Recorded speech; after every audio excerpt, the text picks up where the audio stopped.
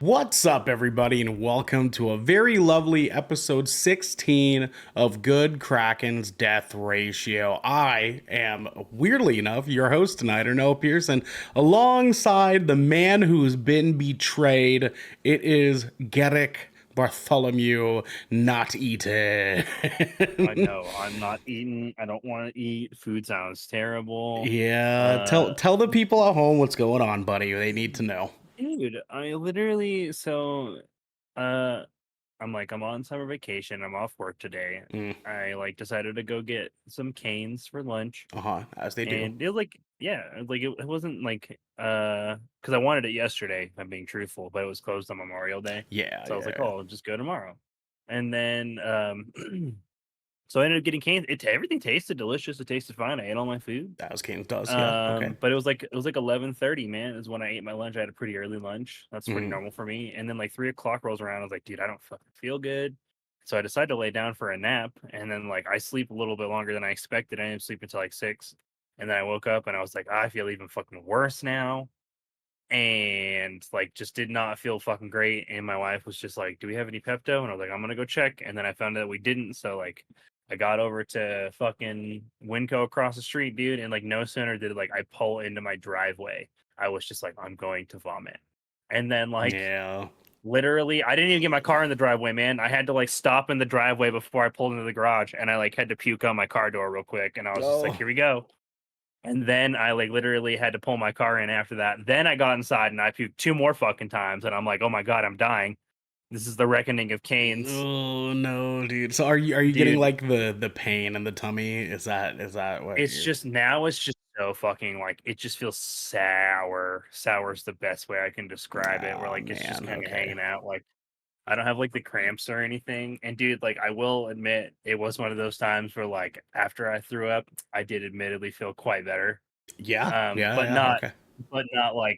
I don't feel well still. I just felt better. And dude, Yeah. now I've got the hot flashes, chills, sweaty, not sweaty, Yeah. clammy, Yeah. not clammy, Yeah. I know, man. I whatever, know. dude. Well, And I feel yucky, and I'm gonna go to bed after the podcast. attaboy. Yeah. Get some rest, dude. Eve was on in chat. First time. Hey, hey, baby boy. How you doing? How you doing? Hello, Uh, hello. we highly suggest ginger ale. Highly suggest ginger ale. I don't know if you're a ginger ale guy yourself. I do like ginger ale, especially when I'm feeling sick. I probably should have picked up some when I went to Winco to get Pepto, but I was a man on a mission You at the don't at think the about it, time. right? So You're just trying to make it better, you know. Like yeah, I get it. yeah, dude. I was like, Pepto's the only thing that's gonna work. And yeah, I should definitely. Sprite sounds fucking delicious right now. I'm not gonna lie. Well, you can probably get a chance to go get some Sprite here in a minute because we can I can do the whole rigmarole for you. I'm gonna be taking care of us tonight, everybody. I'm gonna be taking care of us tonight. It's not usual. Actually, this is my first time hosting Good Kraken's Death Ratio. Yeah, I think so. Yeah, and I'm happy to do it for my boy Garrick because if anybody deserves it, it's Garrick and not that piece of shit, Devin. You know what I'm saying? Nah, fuck that guy. Yeah, His tummy fuck hurts too, but not as bad as mine. fuck that guy. We and just for anybody like evils who's here first time chatting, don't know if you're first time listening, but we do have a general rule here at Good Kraken that we can Oh only yeah. talk shit about the person if they're not here, if they're Yeah, not present. they're around, the utmost respect, but the Yeah, second you're gone, you're free game, man. yeah, absolutely. You Free just knocks around here. no bars hold back. You know what I'm saying? So that with Yeah, that said, fuck Devin. He hates the Division Two. And yeah, he does. He's to Division 3, and it's not even out yet. He's already campaigning to get the game canceled. yeah, Even though it's still in development, yep, just yep. the worst kind of dude to 100%. game Yeah. with. Yeah. Yeah. Fuck that guy. Uh, but not fuck you guys at home or us because today we're talking Diablo 4 really is so back. Hellblade 2, Trauma Boogaloo, and 33 Immortals walked into a bar and much, much more because this is Good Kraken's Death Ratio. And we're slashing our way through the podcast space to be your source for all the nerdy video game news, reviews, and discussions that you want each and every Tuesday at 7 p.m. Pacific time. If you want to get ahead of the curve, you can head on over to our Discord channel where you can submit questions and topics to the show, get exclusive content, and have early access to episodes before they go live on podcast and video services wherever you like to watch or listen. Oh, get Get DJ loaded up. Get DJ loaded up. But if you spent all your credits at another shop, that is totally fine. You can watch us record this show live right here at twitch.tv/Good Kraken Show. If you have Amazon Prime, you also have Twitch Prime. DJ, tell them. Where is it? Oh God, it should be at the bottom. It should be somewhere. Prime Gaming. Hey, and we would love for you to give that to us to help us level up our game. But you can also support us by going to our YouTube channel, clicking that beautiful bell and big red button, or by subscribing to our podcast channel by searching Death Ratio and leaving a review there. Produced by Dick Wolf. That's a show. That's a show from now on. It's produced by Dick Wolf. Garrick. Yeah, the show's actually produced by Dick Wolf. It is 100%, especially tonight. We have some critical hits for you, my friend. Guys, our podcast, as we've been ranting on to you guys about, is now available on all your streaming platforms, and they release at 6 a.m. to the public. So please check that out. We have Death Ratio. We have 20,000 Films Under the Sea. We have The Shipwreck Show, the famed Shipwreck Show. You guys can find all of those individually on podcast services. And the beauty of that is that if you like video games and you're not much of a movie guy, you know what I mean? You could just go to Death Ratio and just subscribe to that. You know what I mean? You don't have to have your movies mixed in with your games anymore. That is an option. So you guys can do that. And vice versa. If you really fucking hate video games, you're like, fuck those video game nerds. But I really like Quentin Tarantino. Then you can also suck toes by listening to 20,000 Films. Wow, that's a wild take to hate video games but love Quentin Tarantino. That's what I'm saying, right? You know, like pick the only guy who insists on using the N word at least once a film. Man, I'm saying, dude, you can have your cake and eat it too around here. You know, you can have that. You can have that. But if guys, you don't want to, you don't have to. Absolutely.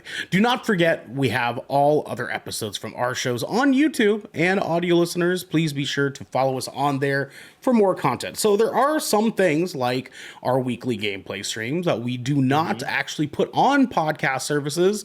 If you'd like to watch those. It'd be silly. That makes no sense. I know. Why would you do that? You know what I'm saying? Yeah. Which is why we don't, because we have sense. Exactly. You guys can watch all of that on YouTube. Just look up Splash Damage and Good Kraken, and we'll be there. You guys can find us playing all sorts of weird ass games on there. All sorts of weird ass games, including Party Animals. That was a good stream. You guys can find that stream. That's a good. Yeah, we haven't played that in a while. The Shipwreck Show, episode 121, is on all major podcast platforms and YouTube. That is our newest episode of The Shipwreck Show from last night that we recorded. That was live as of this morning. You guys can check that out. And we did 2 truths and a lie for all of us. We just took it back old school. You know what I'm saying? Devin said, hey, I don't have a topic for you guys, but I might have a topic for you guys, is what he said. And I'm really proud that I stumped everybody. I'm proud of you too, actually. We thought the worst of you, and you proved us wrong. If you want to figure out which one was the lie, go listen to the episode. It was pretty good. You guys can check that out there. And then finally, guys, please join our Discord. You guys do not want to miss connecting with us. We have all sorts of goodies on there. And if you are a subscriber to our Twitch channel, you guys can get subscriber exclusive content in our Discord. We land that to you guys and send that your way. You just have to connect your Twitch to your Discord account, and then you can have all the beautiful access over there that you could possibly want. I just want to I just wish my boom arm was long enough that I could just do one of these. Just do that for the entire show. And just dude, because my tummy feels so good right now. Not all. Yeah. Oh yeah, man. Well, you can do that while we talk about the second thing. Alas. But for now, my good sir, Garrick, can you please tell the people at home what we're getting into next? I can. We are, we have this thing that we like to do for you guys every once in a while, where we like to select a few things to showcase for you guys, and so to kind of to piggyback off of that, if you will, we're gonna go ahead and go over to the chapter select. That's what we're selecting today. Beep beep beep. Yeah, I want chapter 4. Chapter select, you know what I'm saying? Like the old school DVD menus, you know what I'm saying? Like the cinematic DVD menus. I miss those. I miss those a lot.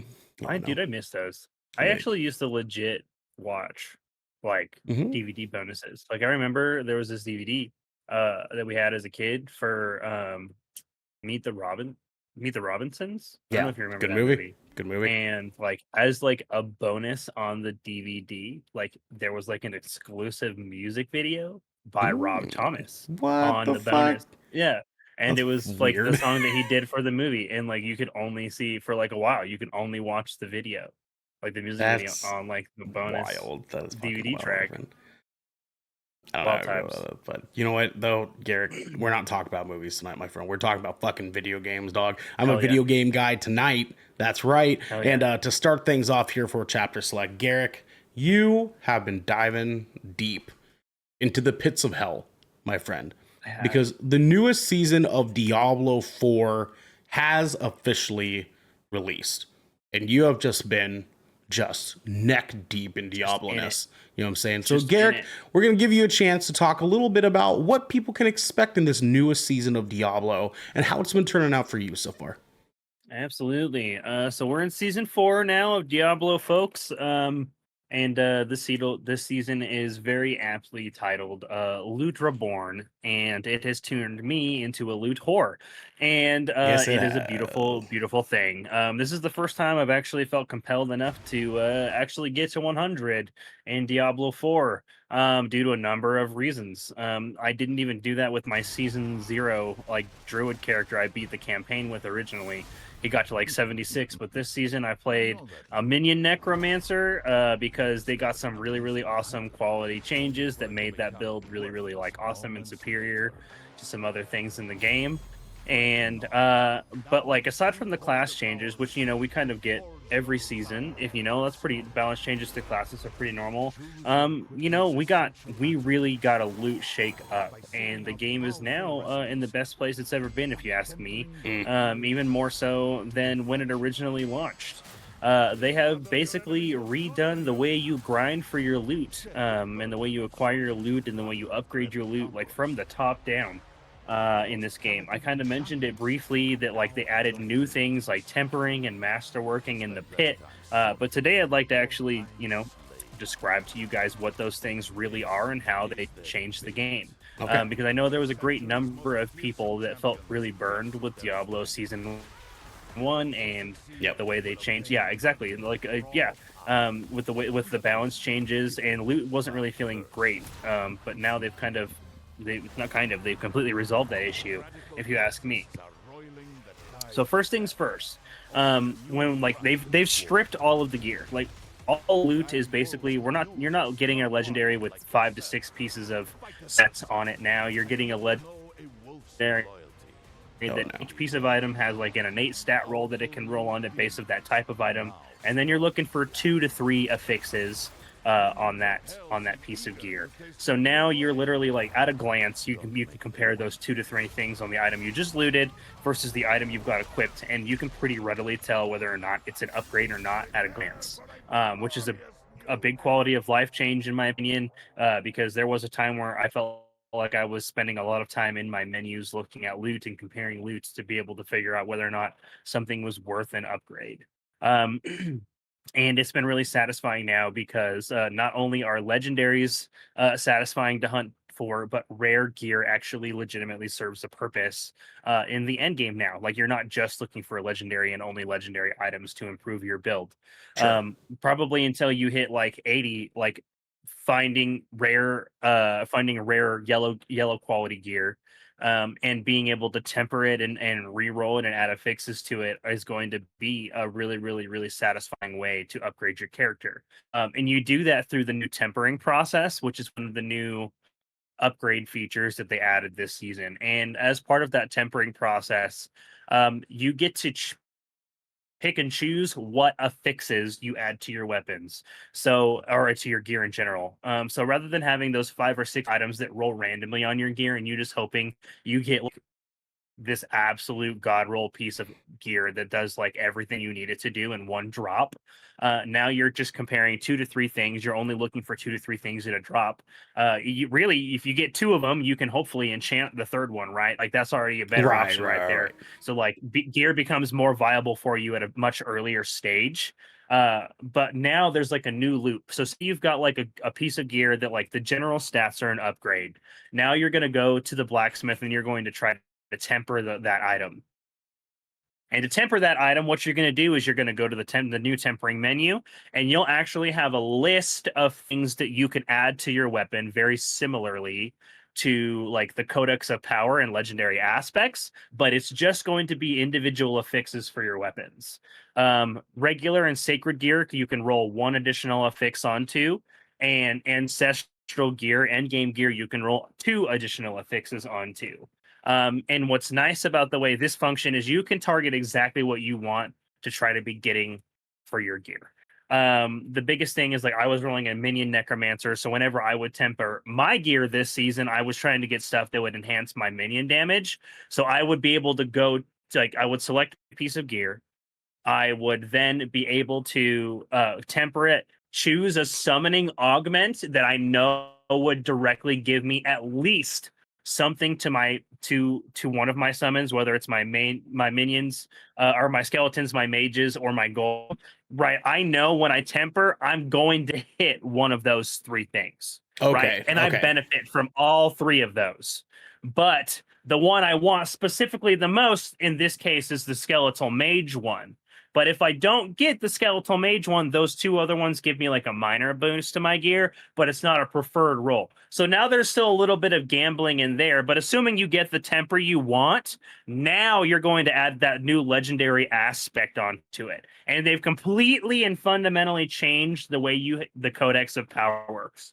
I don't know if you remember from the base game, it's been about a year since you played, Yeah. but the Codex of Power, you used to get a legendary drop, and then you would have to go to the enchanter, extract that legendary power, and it would provide you an aspect that would actually sit in your inventory, Right. and you would have to wait and apply it to an item at the roll that you got it at. So like if you got like a legendary aspect that rolled with like plus 57% to whatever the fuck you needed it to, Hmm. when you extract it, it just stays at that 57%. Gotcha. Now you no longer need to go to the enchanter. When you salvage a legendary item, it automatically just saves it to your codex. It's now no longer a separate process where you're going to a separate vendor and you're extracting something to get something to clutter up your inventory. You are literally going to the blacksmith. If something is a new aspect or if it is an upgrade to one of the aspects, when you're salvaging, there's just a little marker. It even tells you if it's an upgrade. You're not guessing which one or which. You salvage it, it tells you that it's upgraded your aspect in your codex. The beautiful part about this it now gives the highest roll you've received. So if by some stroke of luck you got a god roll legendary aspect and you go to salvage it because you want the aspect, but the item itself isn't good for you, now that's saved at the max level. Right. So that is now a god roll aspect in your codex. But if you had like a lower level roll, it would save that one. And if you got an upgrade later on, it would just override it to whichever one was the highest roll you had. So now you're no longer having to look for an upgrade, an upgrade, an upgrade individually, because every time you've got an upgrade to that legendary aspect, it literally just banks it so you can use it whenever the fuck you want ever again. Okay. Okay. I got you. That definitely makes the loot system a little bit more handy, and it sounds like it's more Way more handy. it's closer to a looting system. It sounds like closer to Destiny, like their stat system. And then the aspect stuff changing that way, would assume, and just based on what I understand, a lot of people were like, "Hey, don't do this." You know what I mean? Like, stop that. Yeah, and that's kind of essentially what it was. Is like people were really like tired of having to like basically aspect hunt every single season for all sorts of stuff. And yeah, you do still have to do that when you restart a seasonal character and all of that. But it's not just stuff from you're not just codexing items from dungeons now. It's all of the Right. aspects, every single legendary aspect in the game, not just like you can get stuff from dungeons, right? But the stuff from the dungeons rolls at like the lowest possible like percentage, right? It's like a bottom tier roll. Right. Just to Right. get you to collect that aspect. You can still collect upgrades to that aspect via natural drops. Well, once you've like basically got into the end game and you've got some gear that like that's worth your time, and then you can you've got your stuff tempered, right? You've got 2 targeted affixes on your legendary gear, your ancestral gear. That's like now like that feels a really solid piece of gear, right? Like I've got a piece of gear that's on my gloves where like it's got 2 targeted affix. They're both god rolled. It's got like increased corpse tendril size so that I can group my enemies together, and my skeletal mages have a 65% chance for their attacks to cast twice. Right. So like I know that those are both amazing rolls. I can now favorite that item and then hang on to it. And then you can masterwork it. And that literally just like every time you masterwork an item, it just increases that that the all affixes on that items by 5%. Even the stuff that you target rolled using the new tempering system.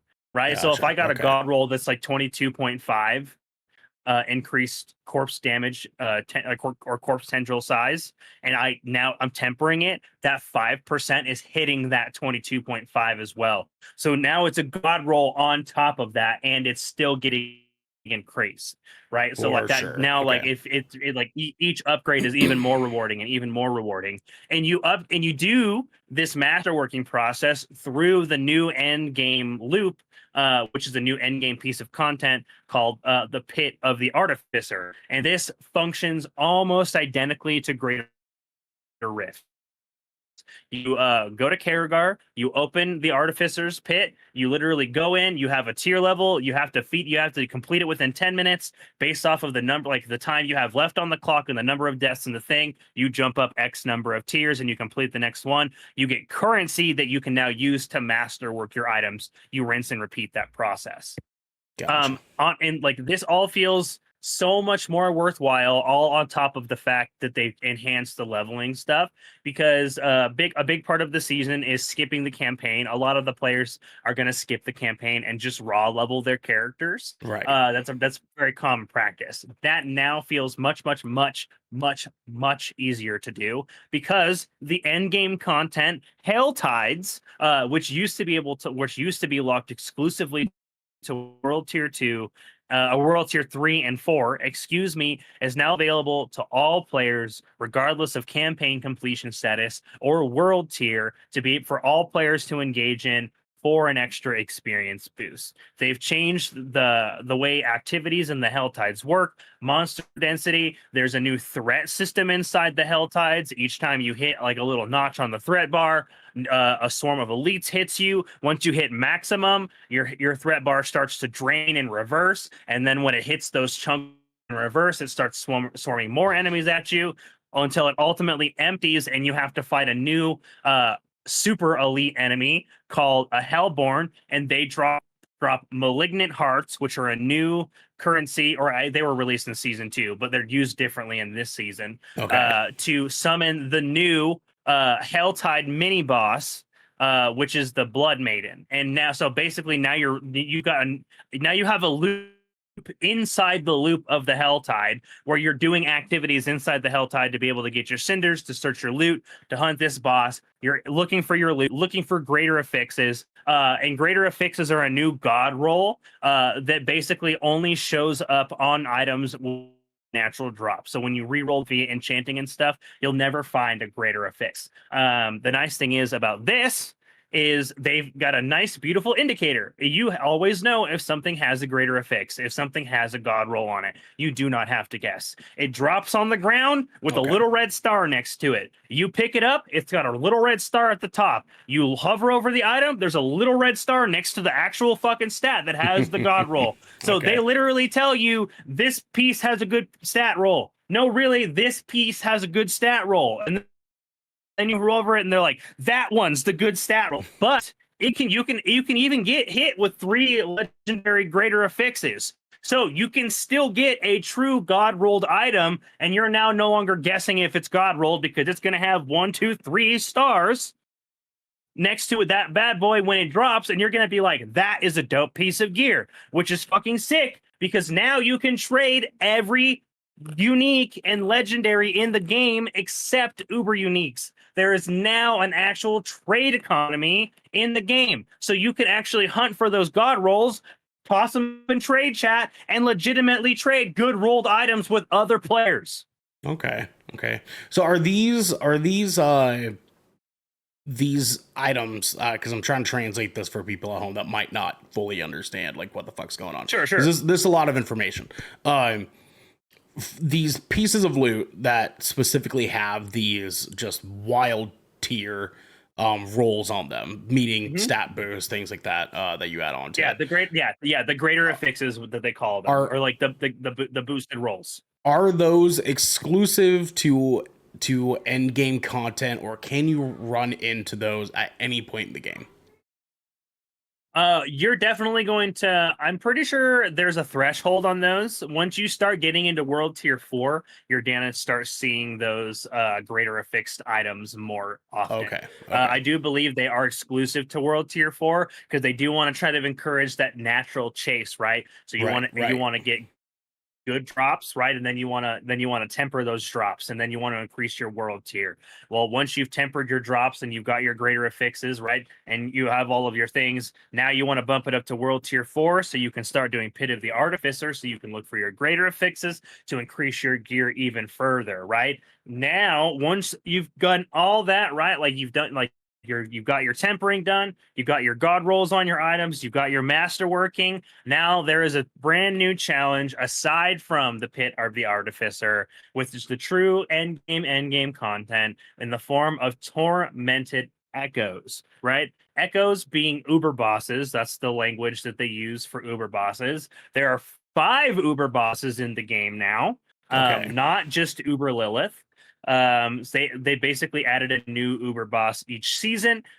So we've got an additional one. So Uber Lilith being the additional one. Now we've got Grigor. There's also Lord Zir, Vasharn, and now we've got Andariel this season and Duriel a few seasons before. You can target all of those just the same way you would like Diablo 3. You have to have the appropriate materials. You go to the right location, you submit materials and do those Uber bosses. Well, now if you've got endgame materials, you can summon tormented Uber bosses, which are level 200 as above the level 100 cap. And those are going to be what you're doing to like to chase your uber unique items, such as your Shakos and your Tyrael's Might and your grandfathers.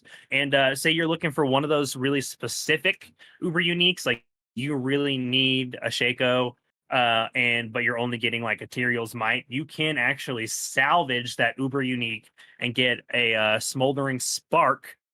And once you've collected those, you can target craft exactly which uber unique you want to complete your build. No more guesswork. Okay. All right, man. Well, that certainly sounds like a much better Diablo experience than what they had laid out before. It sounds like it's a little bit closer to a system that we had in Diablo 3. So that is definitely good to know. There's just so much more player freedom. There's just so much more player freedom. If you were unhappy with the quality of the builds, the diversity of the builds in Diablo 4 before, Um, absolutely come back now. Like every single build, every single class now has a viable end game build. And more than one. It's no longer if you're just it's either pulverized druid or bust, or bloodlance necromancer or bust. Like necromancer now has like bloodlance. There's minion builds that are viable. There's variety within those minion builds. There's a pure minion build, there's a shadow minion build, there's a golem minion build, right? And it's all now opened up because you can target farm exactly what sort of things you want on your gear by tempering your stuff with the right stats to make your stuff strong. Right, and also increased farming potential by spending less time looking at and comparing your items, and actually more time out in the world playing and collecting loot, doing quick comparison, like doing your upgrades, and then just getting right back out there to smash more demons. And it is the most satisfying and engaging the end loop has ever been in Diablo 4 right now. I am excited to see it. Sorry, I was muted there for a quick second. my good Sir Garrick, please do me a favor and leave the Discord call and come back. You were kind of glitching out a little bit there for some of that conversation. So just leave, come right back, and in the meantime, I'll do a little dance. A little dance for the people. You know what I'm saying? I'm sorry, folks. I'm a fucking loser 99% of the time. Tentacles! That is Garrick's entry sound, and we're back. Hey, we're back here. Hey, no worries. All right, man. Well, so you and I have both been on some pretty heavy gaming grinds of recent, which one of them we will get to here for our headlining segment. But between doing my Destiny 2 grind, because I'm trying to get ready for the final shape, between watching The Sympathizer, which we're going to be reviewing on Friday, between a lot of different stuff, I've been having to fit a lot of shit into my fucking schedule for the past week. One of those things that I got to play that I was very excited for when upon announcement was the famed Hellblade 2 Senua Saga, my good sir. And this is a game that had been originally the franchise, or the IP, if you will, was on PlayStation, and Xbox, through a number of their acquisitions, had acquired the franchise, acquired the IP for them to now make this an Xbox exclusive. So although Hellblade 1 is on PlayStation, Hellblade 2 is exclusive to Xbox as of right now. And I got a chance to finally dive into it. I was a massive fan of the first game. And I do not know you, Garrick, if you have played the first game at all yourself. So I haven't played the first game. It's one of those ones I've it's on my radar. I've kind of always meant to get around to it. Okay. I just haven't yet. Like it sits there. I know like it was like kind of touted as like a very like artful piece of like content, like a very, very artful game, the first one. Yeah. So I'm curious as to see how this holds up in comparison. For sure. Well, so to kind of catch you and the folks up at home that have not played Hellblade 1, which I will tell you right now, you might really want to play Hellblade 1 before you jump into number 2. And it seemed like it's a direct continuation, yes? It is, yes, effectively a direct continuation. So for you folks, Hellblade 1 is a story about a Celtic woman named Senua that, through her marriage with her husband Dillion, had found her way to Norway.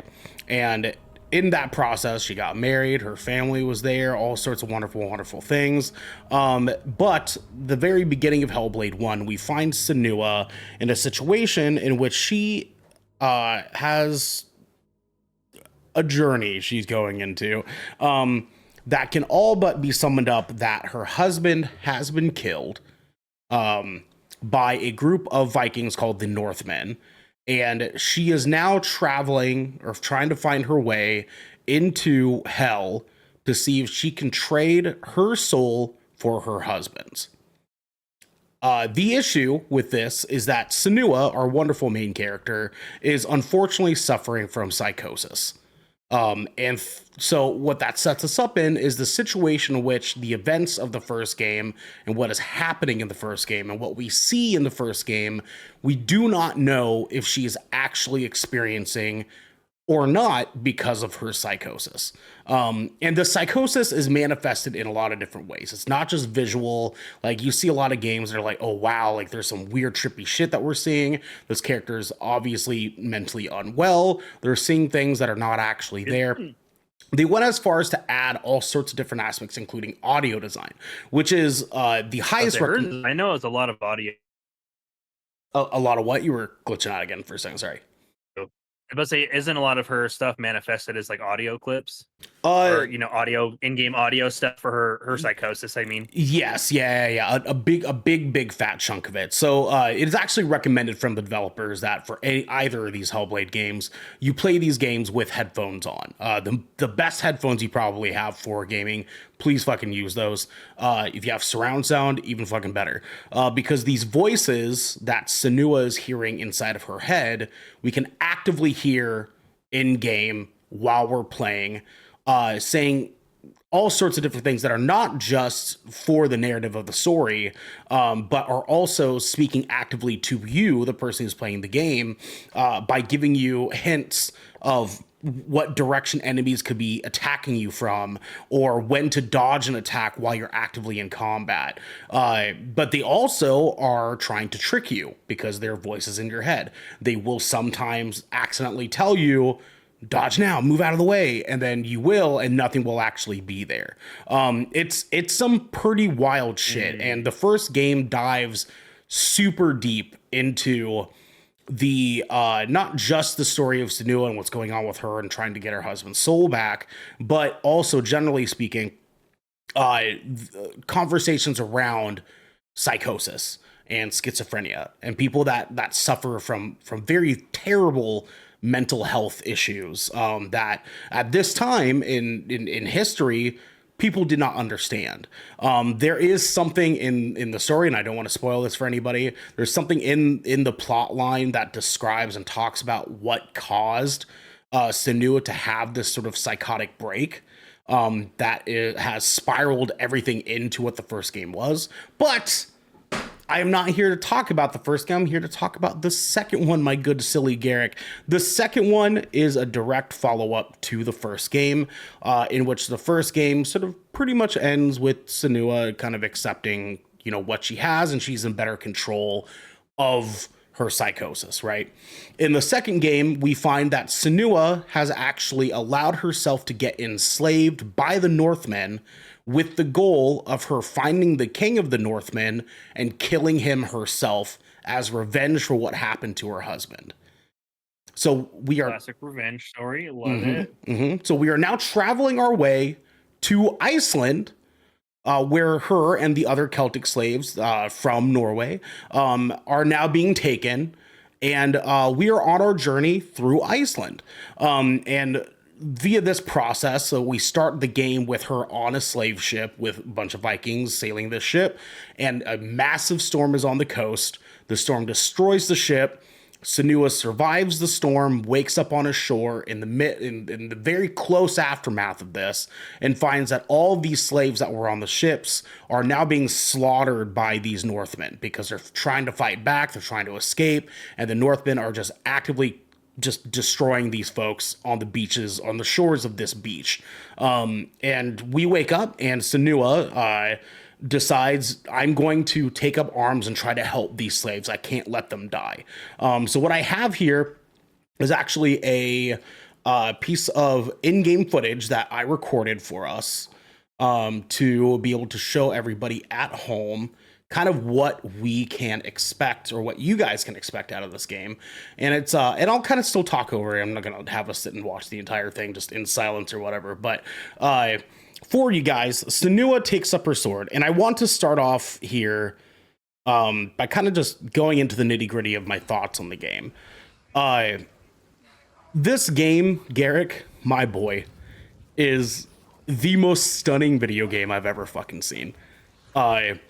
I downloaded this on my PC, actually, instead of my Xbox. I wanted to get the full Yeah, I bet. offered experience of what Ninja Theory was wanting me to have in this graphical fidelity that they could potentially offer.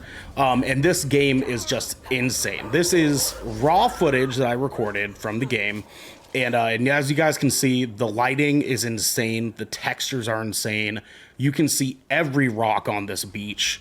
What we have here is actually an engagement with what's pretty much the very first boss of the game, but it's literally just minutes into the opening of the game, pretty much.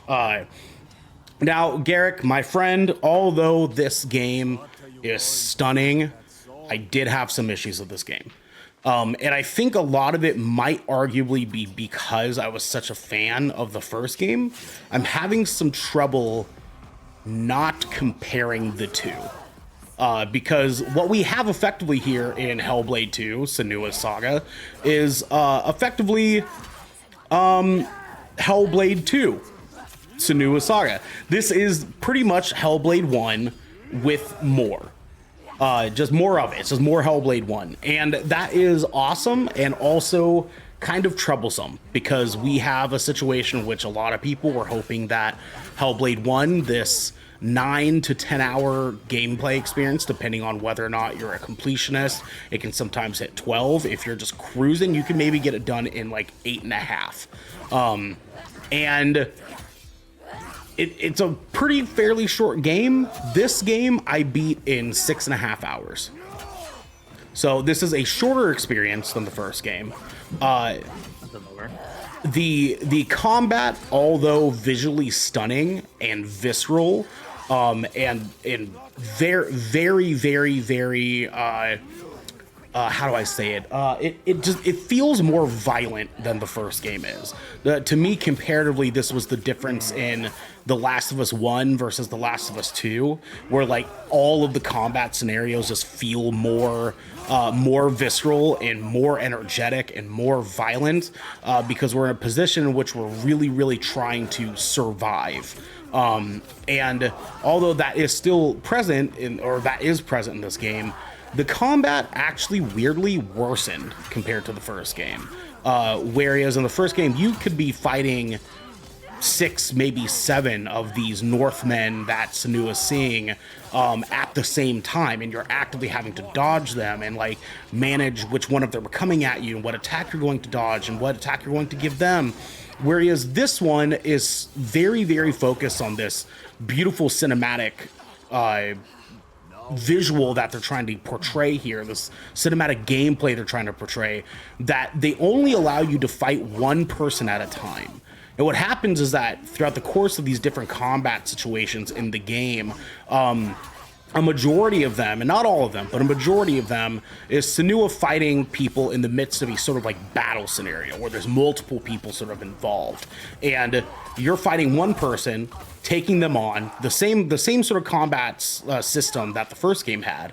You're disposing of them, and then another 2 people that are actively battling in this area comes stumbling across Senua, and then she engages with another enemy as she kind of gets up off the ground from being bumped into or something like that. And then you have to take on this guy in a 1v1 scenario, and then continue on until all of the enemies in the area are dispatched, is effectively the idea. And it kind of makes for this very, I don't know, lame combat sort of scenario, I suppose. It was a bit of a bummer. I mean, the game is, like I said, it's stunning, but like I need more than stunning in a game that is so narratively driven, because although I'm talking about the combat in this, there's not really a whole lot of combat in this game. There's actually a big portion of this game that is very walking simulator, quote unquote. And I use that in big quotes because there's obviously like some people use that negatively in a sense, and I'm not using it that way. You do a lot of walking in this. One of the things that or some of the critiques that I've seen online, obviously since I haven't played the game, and you tell me if like this feels like a fair statement, is that like it's a really beautiful piece of art, but not always the best video game. Yeah, I would certainly agree. I think that effectively it does a very good job of being this sort of tech demo for what gaming consoles and what PCs can do, and what these developers have pulled off here is just insane. Like, this game looks so close to real, it's almost uncanny. Like, it's fucking wild. But the games have just sort of lacked a sense of purpose, seemingly, where they don't really know if they want to be a game or if they want to be like a cinematic narrative, a cinematic thing. But they also don't know if they want to be a game that's combat heavy, or if they want to be a game that's puzzle heavy, or if they want to be a game that's a walking simulator. And because they're kind of constantly juggling this across the course of the entire game, they are struggling to be excellent at any one of them. And that right. Kind of is the part that I struggled with this. It's a great story. I just wish that if they were going to make it one of those sort of like Gone Homes, or one of those, you know what I'm talking about, like those games where you go into a house, you walk around, you find out the mystery of the story, and you go on. A Firewatch, you know, one of those. Yeah. I wish that if they were exactly. And like if it seems like maybe they needed to pick a lane, right? They're like, do you want it to Mhm. just be like a narrative experience, or did you want it to have the visceral, fucked up, super intense combat? And it seems like they didn't really pick one way or another. So that's kind of Correct. interesting. Correct. Yeah. Didn't this It's get delayed several times too? Correct me if I'm wrong. I don't think it got delayed. It got announced 2 years It was ago in and development for a long time. just dropped. And this was the final product that we got of that. I do think that this is a good game, and I don't want anybody to like get me wrong. Like this is a game that I think is serviceable, that I think people should play. If anybody hasn't played Hellblade 1, you absolutely should. It is an extravagant game. I'm literally installing it right now. Like Yeah, I turned on my Xbox to install it while you were talking. it's a beautiful game, man. I on multiple occasions in that first game had found myself in tears because the game's very powerful. It's a fucking moving ass game. And this one, I didn't feel the same emotional attachment to this one that I did in the first one, and I don't know if that's because of the story is different from what we're going for now, or if it's not. Because in this situation, we're not tinkering around with the fact that Senua has psychosis. Like we still are. It's still present. Like it's just there, and but like now there's like a familiarity with it. Well, right? it's also not really the key focus of it. Where in the first game, it's like it's there. It's like an abundant. That was a big deal. That was Right. what the conversation was around with this game, was like the psychosis. Right, and that's not the case here. And her trauma in this case, because originally the first game we're talking about, like, oh, she wants to go into hell, she wants to trade her soul for her husband, she wants her husband back, and we need to talk about what trauma she suffered in the process of that to get her to where she is now. Whereas this is she's in control of her mental illness, and now she's in this new world she's never been in before. And for whatever reason, she's now in a situation where she's trying to help these people from giants that are attacking different villages. And that's what this game is about. You're effectively saving different villages across Iceland from these giants that are attacking people. So now we're in this scenario where it's like, okay, well, we still don't know if this is actually real because she still does have psychosis. But this is not focused on her trauma anymore. It's focused on like everyone's trauma in a weird way. And so it kind of takes away from that interpersonal attachment that you really want from a game like this. And it makes for like a really great story, and it was a really great story, but it wasn't the Hellblade 1 that experience. This wasn't the Hellblade 2 I was hoping for as a follow-up to the amazing game that was the first one. And so with that said, I don't want to beat a dead horse or anything. Garrick, my friend, after playing this, I actually played it 1.5 times because there's a new game plus mode in this that allows you to change narrators of the story. So in the first playthrough, you have Senua, who is telling you the story from a third person perspective. In the second playthrough, you can get the narration perspective of the other characters that she has around her, the sort of party that she accumulates.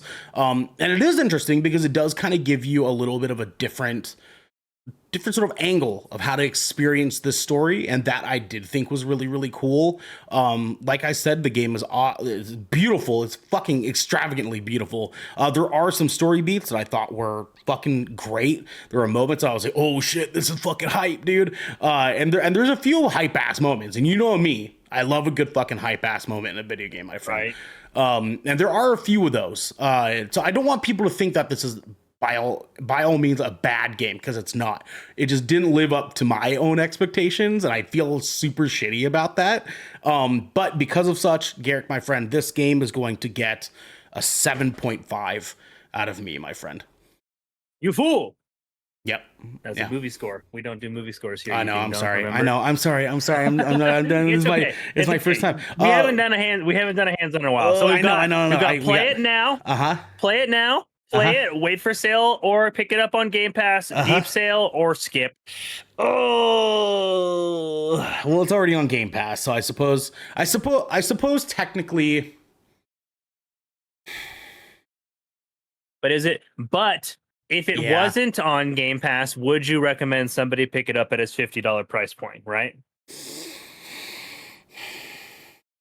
Otherwise, it's a wait for sale, right? And that still counts for the Game Pass. Yes, Game Pass. So. I'm gonna say wait for sale. One, because you need to play the first one first. Two, because after you've played the first one, I don't necessarily think. You know what though? Don't lock me in on that. I am gonna say play it now. But it is cusping. Play it now. It is cusping. Okay, and most of the reason why I wait say. For sale? Yeah, it's like right above the line, right above the benchmark. Most of the reason that I say that is because I know I have just this gut feeling that this game is going to be a conversation around the games industry for a little while, because it's going to simultaneously be this weird gesture of, hey, this is what games should look like, while also being a gesture of, hey, don't do this in your video games.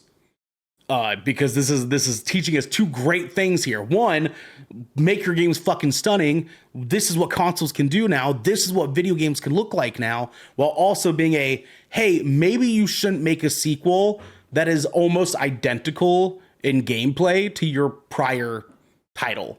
You know what I mean? Like yes, sometimes more is more, and that's okay. Because they really did not add more in this. Yeah. So it's gonna get a very, very shallow play it now from me. Okay, all right, that's respectful. So we get to play it now. I am also going to give. I forgot to give Loop Reborn a score, by the way. Oh yes, you should do that. But I am also going to give season 4 a play it now. But the blessed thing about both of these options is they are now actually both available on Game Pass. Yes, Diablo 4 and all of its its current season, and Senua Saga Hellblade 2. So while we both gave it a play it now, which is excellent, you guys should check those games out. That also means that if you don't want to have to drop the $70 or $50 respective price tags, you can jump into them right now by checking them out on Game Pass, and that is great for gamers everywhere. Yes, sir. Absolutely, my friend. Well, Garrick, I think now is a good time for us to kind of get into the meat and potatoes of the show, my friend. Can you tell the folks at home what we're doing next? You're muted, buddy. You're muted. I'm muted. So absolutely, I will tell us what we're headed into next, because like I said, like you said, we've been gaming this week, and we have one last game to discuss with you guys this evening, and we're going to do that now because we are headed into the end game. Produced by Nick Wolf. Guys, the end game is the Good Kraken Death Ratio headlining segment, which weirdly enough, there's a few things I'm not used to on this show. Being the host here, being the hosting seat of one GKDR. I am not used to a few things here that I have gotten quite used to 20,000 films. So you guys at home, please give me some grace. Garrick, my friend, tonight we get to talk about a game that you and I both have been playing and experiencing and having a good time and also a bad time with. Good time and bad times. And that is just a very fast summary of, my friend, our time with 33 Immortals. My guy. Garrick, can you please tell the people at home a little bit about 33 Immortals before we kind of talk about our own personal conversations around it? Happily. 30. Oops, I just bumped the fuck out of my camera. Oops, bonky bonk. So 33 Immortals is the upcoming 33 player co-op action roguelike by Thunder Lotus. This game is going to be a day one Game Pass release. This is also an indie title that is made by that same developer. This has a hand-drawn aesthetic, kind of in a similar vein of Hades. Not quite as clean or crisp, but it definitely leans into that sort of aesthetic. Essentially, you play as an immortal soul who has been robbed of your death, essentially, and you you are now tasked with embodying yourself with a perishable body and joining 33 other immortal souls to go fucking kill God. And Fuck yeah, you are, dude. That's so rad. That's so fucking cool. that's literally the premise of the game. And you do so by traversing into a big, gigantic portal, being teleported to another plane of existence, where you and 33 other players gather together in roguelike fashion, doing dungeon crawling stuff. You're running around a map, you're grabbing currency and grabbing perks to upgrade your character for that run. Then you're diving into dungeons, defeating those dungeons until you hit an ascension. Then you basically do a big long gauntlet battle until you ascend, and then you dive into a boss fight where you get to you take on a god. And there's two maps available in the beta. I've only gotten to experience one of them. Gotten really fucking close to getting to the other one a few times. We'll talk about why I haven't yet. Sure have. In a few in a few minutes. But yeah, that's the idea here. It's like this is a cooperative experience. Lots of players. You're going in. You're gathering resources. With all sorts of cool weapons, cool capes, and cosmetics, and you're going to fuck up God. And so yeah, that's 33 Immortals in a nutshell. Yes, sir. And so what I did is I did record a couple of hours of gameplay between my own and between some gaming that me and Garrick did together, and I kind of dwindled it down to a good like 5 minutes almost, and so we can show the folks at home a little bit more clean cut rather than a trailer. We got a few little snippets here, but we got accepted into the closed beta. And we've been stoked about this game pretty much since it's been announced. We saw this shit, I believe it was at Game Awards last year. And me, you, and yeah, I can't remember where we saw it, but I do remember we saw a trailer and we were just like, "Yep, that's on the list. Put it on the list." I'm pretty sure that we popped off for this game because we were like, "Yo, co-op up to 33 people. That's fucking sick, dude." We were pretty fucking stoked. Getting into this game, the artwork is really dope and the gameplay loop is really, really cool. For those of you at home that don't know what a roguelike is, think of Hades, think of Returnal. Even some systems in Souls-like games are very, very roguelike. You're dying and you're coming back and then you're trying again, getting stronger, getting cool stuff, dying, losing all that stuff, coming back, having to try again. And each time it's pretty effectively different kind of experience that you're having there. Now, with that said, Garrick, we've been having a good time with this because this game has a really fun gameplay loop. The combat is really fun. Satisfying. It's a very energetic game. I feel like there's a fast-pacedness to this game that we were very enthusiastic about because the combat is not clunky. Although one would maybe say like maybe a weapon is a little bit clunky, but it's purposefully clunky, right? The rest of the game does feel good. It's got some stuff to work on as far as like the things that we do like could probably be a little bit more buttoned up and taken care of. But the activities are fun. Playing with other people is really cool. The aesthetic of the game is dope. And of course, like we said, we're trying to fucking kill God. Like that is not just the coolest fucking. They took Dante's Inferno and said, how do we make that even doper? Right? Yeah, the first boss fight is literally Lucifer. Yeah, and which you guys will be able to see at, sort of at the end of this little clip here. Now, the game has not been all wonder and unicorns and cookie dough and wonderful, great fucking things in gaming. Garrick, please fucking tell folks some of the problems we've been having with this game. So, just for a little bit of context, this game does not have a hard release date, but it is scheduled for June of 2024. So this game is getting ready to launch, ideally next month. But we've seen some things that, like, I don't know, we could absolutely see a delay and give it a little more time to cook in the oven. Specifically, so Ernell, you have been playing the PC version, correct? No, I've actually been playing on my Xboxer. Devin has Okay, been so you playing have on been playing on PC. the Devin was playing on PC. Yeah, So like a Ernell and fool. I we've been reviewing the console version of this game. It's been pretty great, honestly. Like overall, I don't like it's a hand drawn, so it's not super graphics intensive. The game runs at 60 FPS. It runs very smoothly when everything is working. I will say there is some stuff though that I have that I'm concerned with the way the gameplay loop is approached. It's really easy to die in this game. It's difficult and it's meant to be challenging. You're obviously meant to die a lot and upgrade your perks and rinse and repeat. It's a roguelike. Dying is a mechanic here. It is used as a mechanic. Yes. But one of the things that's like really hard is you can get fucked up really early on in a run. And if you do choose to get like a party together, so and this does have like a party system.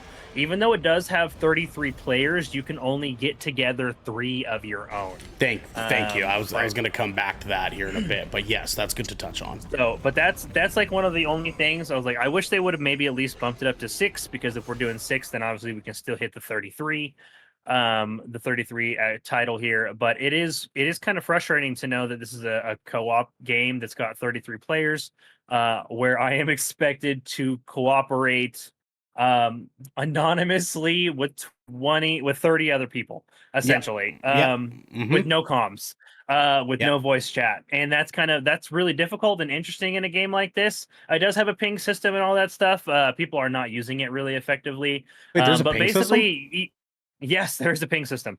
And so like I've seen it used in on the map and stuff. They People don't are tell you using it, that, which but is another no, they complaint. don't. There's a lot that they don't tell you. The tutorial is pretty light. They basically don't really tell you how to use any of the weapons. They do briefly tell you that you can do an extra tutorial after the tutorial to go play with the weapons, but it's like one line of dialogue from Beatrice, like your little quest giver, hmm like your campaign host, if you will, your story guide. And aside from that, though, there really isn't a whole lot of tutorial. And there's a lot of things that just kind of go unmentioned, like resources hmm and other such thing. Like I had to figure out what empathy and dust were in this game. Yep. Empathy being like your resource that you use to build up your co-strike, and your dust being your resource meter, your ammo meter It's for kind your of like a special abilities, secondary essentially. currency It's in a like your weird mana. way. Yeah. Your dust is like your mana. But it's used slightly differently depending on the weapon that you're holding. hmm So like as an example, like if you're using the daggers, like you don't just have a full dust bar. You have to build it up. You have to build up dust, or in this case, greed, by attacking weapons enemies, and then you can like spend that greed using a special ability. Um, with the bow, you actually start with full dust, and you empty your quiver by spending your dust as shooting arrows, and then you refill it by recalling your arrows. So like all of those resources are done sort of differently. None of this would have been explained to the player unless you go do the gym tutorial trial area, hmm which it does not encourage you to go do. It's just like, by the way, you can go do this. um, Another thing is like it's really easy to die early on in this game, and there's no like revive method. So if you have like a group of 3 players and one of you dies very very early into the run, that party member is literally just stuck Well, watching you actually, guys play hold on, because there is one revive.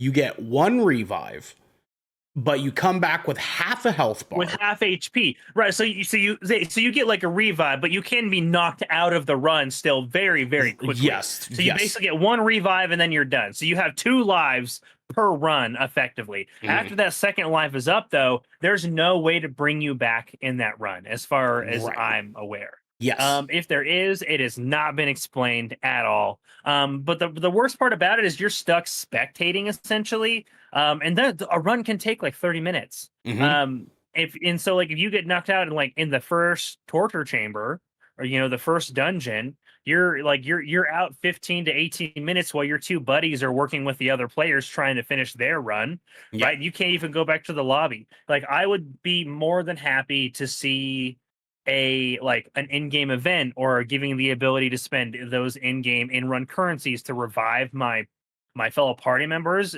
for the run, even if it was very, very expensive. Like Yeah. you have like a bone currency that you use on stuff in the runs, and then you've got like a gemstone currency that you hold on to after each run that you use to upgrade your perks and stuff, right? So that your each run feels fruitful in a way, so that your Right. character is progressing and that you can get a little bit stronger each run to actually be getting somewhere.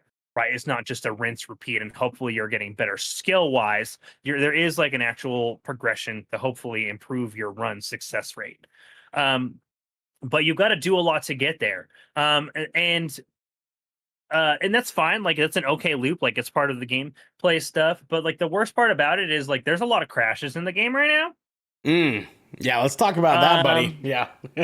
and there is nothing worse than playing a roguelike game where I am expected to keep only a portion of my stuff based off of how well I personally do in that run. hmm And then I do a really successful run with my friends in the randoms, Uh-huh. and then I get to the boss fight, and hmm my game crashes when that boss hits half HP, and I get no fucking rewards because my game crashed, right? Like it's literally, it doesn't even treat it as a death. It just treated it as like you got fucked. Oh Good yeah. luck. And You just have to do another one. and this isn't just And like a this that's isn't just super a frustrating. this isn't just the game crash and you're back on the main menu or whatever. This is a full application The of the game game on your Rose. console. The application is straight freezing. The only still playing is the audio, hmm and if it's not doing that, it is directly crashing to Xbox Home, Yeah. which is nuts because like the PC version is playing better than the console version right now, and hmm bad console ports always concern me. Yeah. When it comes to dual releases like this, especially a game that features crossplay, that features co-op, that rewards me on either living or dying at the end of the run. And Yeah. I'm rewarded 0 if my game crashes. And that does not feel good. I'm okay with dying and getting a portion of my rewards because I Yeah. understand that 100%. that's mechanically how the game works, right? Yes. But when Yes. I get to Lucifer 3 times in a row and my shit starts to lag out and I crash, fuck that, man. That doesn't feel good. That's a It really doesn't. that No. really sours my gameplay experience. Which is crazy because everything else about the game is great. I love the aesthetic. I love the combat. I love the weapons available to the player. I love that like the cosmetics are all really light, but they all make you feel really unique. Like hmm and kind of I like the way I love the aesthetics and the cosmetics of of the game. It has so much going for it. But like if they want to release this game in the next month, like I really hope we clip this little review and we tag Thunder Lotus, and that they take our criticisms and the fan base's criticisms to heart, because I absolutely want to fucking love this game. I want to give it a really high rating when it fully releases, but I need to see some changes in quality of life and tutorials, and that game cannot crash when I'm on boss fights. It can't crash when I'm on the end part of the run. Like that's the worst place for it to go. Yeah, and the thing is too is that like this game, like if these problems weren't existent, we'd be sold. I can tell that you and me are enthusiastic about this game enough I want to as play it. I want it to be good. and I can tell even Devin is kind of like wanting to be enthusiastic about it as well because the premise is so cool and like the gameplay loop is so sick and it's such an entertaining experience front to back to kind of be like diving into the story a little bit and how like the action plays out. It's a fun game. And like if these issues didn't exist, we'd be playing this shit non-fucking stop. I already know it. Like the same way we were almost playing fucking Helldivers, I'm sure we'd be committed to this.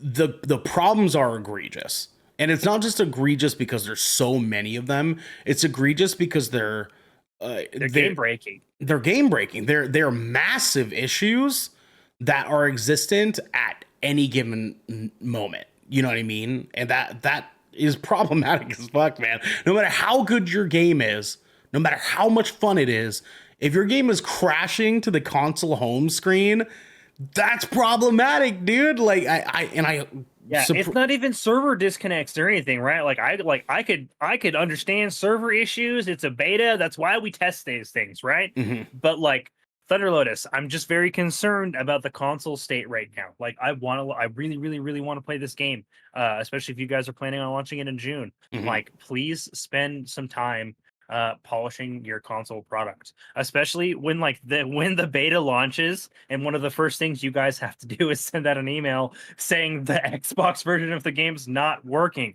Especially if this is a a day one Game Pass release, guys. Like, if this is going to Yeah. release on day one Game Pass, like, you want that game to be running, because that's what's going to get Uh-huh. most of the people to try your game is going to be Game Pass. And the beautiful thing about Game Pass is people will try it for free, but if they're burned on day one, they're not going to come back, free or no. They're not, man, and like no matter how fun the gameplay is, it's not enough these days. And we've seen it where the vocal majority are very vocal. Like they will Yeah. destroy your game if it doesn't serve up to their expectations or at least near their expectations. And trust me, I fucking hate it too. I hate that that's the world that we fucking live in. But at the same time too, there's a level of service that is just bare bones expected with any video game. And I think that this game is just right underneath it right now. Like here's the deal too, Garrick, and I can't speak necessarily for you in this case, but I feel that if at least the crashes were fixed, I think some of the other problems that I have with this game I could deal with. I could deal with. I can forgive balance and quality of life injustices, especially from an indie studio Hmm. where, like, I know that you're focused on core gameplay, right? And like some of these features do go under the radar, right? Like, but like, this is why we're doing the beta. Like, we're reviewing this for you guys legitimately. Like, we want this to be successful. There's some things we want to see change. I would like to see I would like to see some balances with the weapons. Hmm. Like, sword obviously feels really broken right now. Targeting with the daggers doesn't feel great. Yep. The bow feels good, but it doesn't feel like this feels like a good overall, but I feel like it could be better. The staff feels fucking unusable. Like, I've played Yeah. with every weapon, and like the staff doesn't feel great to use. So like, let's balance the weapons a little bit better, right? Like, why do I have a very, very fixed range with the staff? I can't aim it very well. It's really slow. And so like, there's just and like the damage output's not great, and that's really frustrating in a game where like stuff is moving, and I have to move with purpose. Like in Yep. this game, Yep. I have to time my dodges, I have to time my attacks, I have to time my support stuff. Like, and so like, when balance doesn't feel good from like a weapon standpoint, like, because like, obviously, like, I know the sword guy is going to be carrying that dungeon because his right click is fucking broken.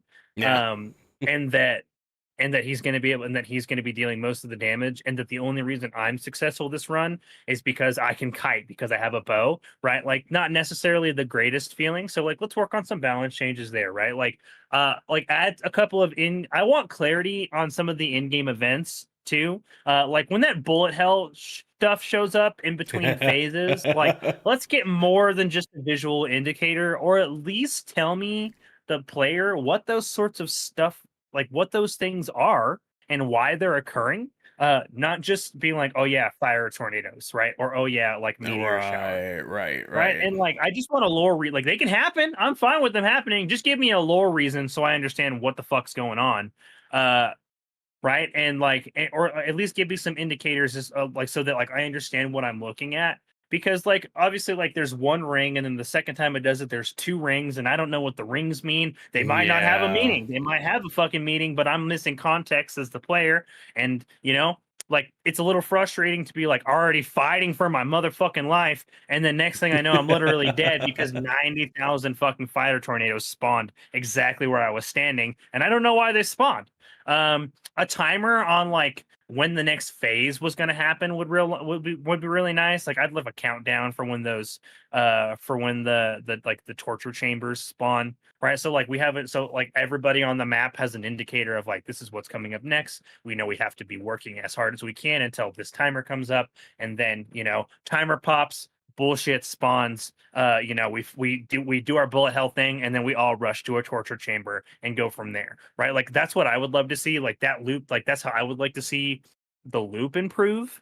Yeah, right, And then right. like just give me some revival options. Like give me like even if it's egregiously expensive, let me spend some of my in run currency to bring my homie back so that I can try to up my successfulness on a run. Especially with like the way this game is functioned, because like if you're getting to the third map, it's just going to be you and 10 players. So each life really, really matters, right? Hmm. Like it's 33 immortals on the first map, 22 immortals on the second map, 11 immortals on the third map. Like I want to be able to revive my friends, because the difference between 10 and 11 immortals is going to make a significant difference in my ability to successfully complete the run. Yep. So like give us some of those quality of life changes so that we can always feel successful when we're looping the game. And that we're basically not just waiting for the game to crash or for us to die. Yep, sir. That's for damn sure. So technically, we can't give this a final score, but we can kind of No, give you an ongoing ordeal. My current seating right now, I feel, would be, if this was final game, I'd say fucking deep sail on this. I would say like in its current state, you're gonna want to fucking wait. yep. And I'm sure you agree to an extent. I'm right there with you. I definitely think a deep sale feels honest. Like if this were to release as it were today, like full product, I'd be a little upset. Yeah. Like even just like as an example, like more one of our buddies, our mods, Geo Morbid Curiosity, just got Mm. into the beta today, Yep. Fuck and he that was guy. just like, "Hey, I would love to play the beta," and I was just like, "Dude, like I'm so stoked that you finally got in, but as much as I want to play the game, if I fucking play one more time and my game crashes at Lucifer, I'm gonna fucking throw a controller." Like I that's really frustrating to like Uh-huh. spend 30 minutes of my time to survive all of the bullshit that game throws at me. And you guys were watching me play. Like Yep. when you guys died, Hmm. I'm really fucking good at dodging shit. Like Yeah. I'm so good at bullet hell video games. It's an ADHD superpower. I can see all the things on the screen. And so when I'm dying and being punished because my game freezes, that sucks, man, because I'm good at this stuff and I'm making it to the end every single time I Yeah. play. I Yeah. get to the boss and then I'm just like, fuck yeah, let's do this. And then like one health bar from the boss, two health bar from the boss, game freezes. And I'm just like, no, that doesn't feel great. So no, I don't want to play 33 Immortals right now. Sorry, Gio. Sorry, Geo. Get fucked, Geo. That's gonna be what we have for you guys. Deep sail. Wait on this one. Maybe wait until we kind of give you guys a green light on whether or not they have things kind of patched up or whatnot. I'm sure I'm hoping they Garrick and do an I, open beta closer to launch. I am sure Garrick and I will be day oneing this game because we're gonna want to Yes. see where things are, how updated things got, how good it might feel on day one. We're gonna be back. So maybe wait until we kind of give you guys the green light on this one. Don't it's a good game. It's a fun game. Hold your horses. Okay, just Yep. hang Just tight. wait. Right, It'll get there. just hang It'll tight. get there. I trust them. I trust them. Garrick, in the meantime, let's talk a little bit about our schedule for the rest of this week, my Yes. friend. Guys, on tomorrow, we're not doing any content because it's Wednesday. Leave us the fuck alone. Yep. Thursday, we have Splash Damage, our gameplay stream that we do each week. Well, most weeks, unless we have a movie review we got to do, which we need to get better about. But Splash Damage, this week, we are playing the wonderful Warner Brothers game, Multiverses. That's I'm right. glad it's back. We played I really am this glad it's back. a long while ago during their open beta that they had, and we had a very, very good time. So we're very excited about Yeah, this game. it's Coming back. interesting too because that game was an open beta and it was actually supposed to just stay in open beta literally until Yeah. it fully launched. Yeah. But the player base dipped off so hard that they were just like, actually, we're gonna cook, guys. Wind it back. Let's wind Hold it back. on, like we'll bring it back for a second. And so like they basically pulled the game for like 9 fucking months. Yep. Yep. And now it's finally back out. And they've released it like at launch. Like Joker's in the game now, and they've relaunched the game with Jason Voorhees and Agent Smith. And I've already seen. I watched the trailer, like the launch trailer today when I booted up the game, and I saw teasers for Powerpuff Girls. Yeah, Oh shit. Samurai Jack, Oh shit. Oh shit. Harry Potter and Aquaman. No fucking way, So it's dude. gonna be lit, dude. We're gonna get more characters in the future. The roster of this game has crazy fucking potential. I can already tell you right now, I'm probably gonna main Jason Voorhees for the first little bit. I was playing him today, and he's fun as shit. For and sure, the first dude. guy I'm gonna unlock is Black Adam. Oh, that's raw, dude. That's fucking raw. Okay, yeah, I'm gonna have to get that downloaded on my Xbox here pretty soon. Yeah. My good sir, this Friday, we also have another 20,000 Films Under the Sea, where me and DJ and Devin are going to be reviewing The Sympathizer. That is Robert Downey Jr.'s newest production that he has put together. And it's Is he on it, or did he produce it similar to Sweet Tooth? both.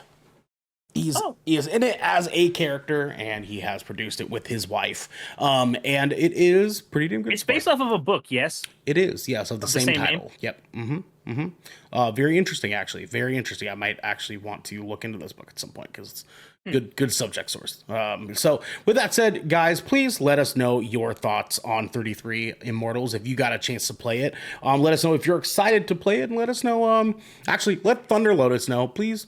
Please, God, fix the console version. You know what I'm saying? Yeah. Please do that. Work it up. It's a great game. Just tighten it up. Polish it up. Do some things for us. Clean it up, I want to be back. Clean it up, y'all. Anyways, this has been Good Kraken's Death Ratio, your choice for all the nerdy video game news, reviews, and discussions that you want to hear live each and every Tuesday at 7 p.m. Pacific time. If you liked what you heard, you can head on over to our Discord channel where you can submit questions and topics of the show, get exclusive content, and have early access to episodes before they go live on podcasts and video services, wherever you like to watch or listen. But you can also support us by going to our YouTube channel, clicking that beautiful bell and big red button, or by subscribing to our podcast channel by searching Death Ratio and leaving a review there. We have to get going, everybody. But until next time, got anything, Garrick? Bye. Okay, bye, guys.